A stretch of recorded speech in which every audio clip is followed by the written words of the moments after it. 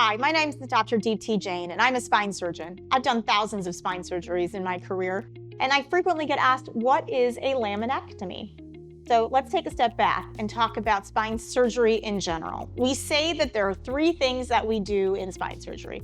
We decompress, in other words, take the pressure off the nerves, fuse, put the bones together, or decompress and fuse. Now, I will say that's an oversimplification of what we do, but nonetheless, the concept is there. So on that decompression part of what we do, take the pressure off the nerve root, laminectomy falls in that category. Ectomy means removing a portion of a whatever it is. So in this case, it's of the lamina. The lamina is the bony portion on the back of the spine. So in a laminectomy, the goal is to take the pressure off the nerves. So surgeons do it in lots of different ways. I personally perform the surgery minimally invasively. What I do is I drop a dilator onto the spine, and that allows me to see the spine through a small tube that's about 20 millimeters.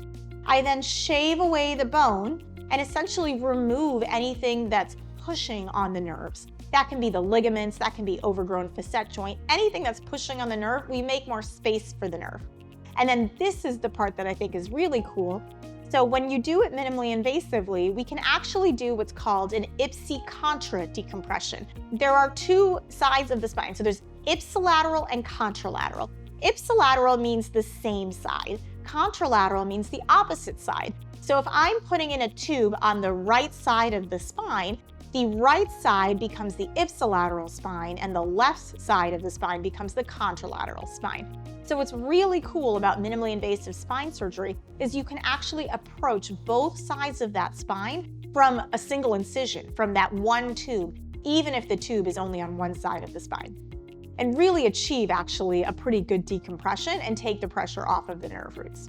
So this procedure is done typically when there's substantial pinching of the nerve roots that are causing symptoms of nerve-related compression, like leg pain, for example, or neurogenic claudication, when patients have a lot of pain with walking. So this procedure takes that pressure off of that nerve root. Importantly, the patient needs to ensure that they don't have any instability or abnormal motion of the spine.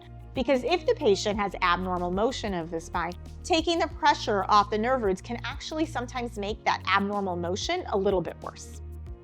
So I'm Dr. Deepti Jain. If you like what you're hearing, hit the like button and also subscribe. And we deliver new information about neck and back pain every day.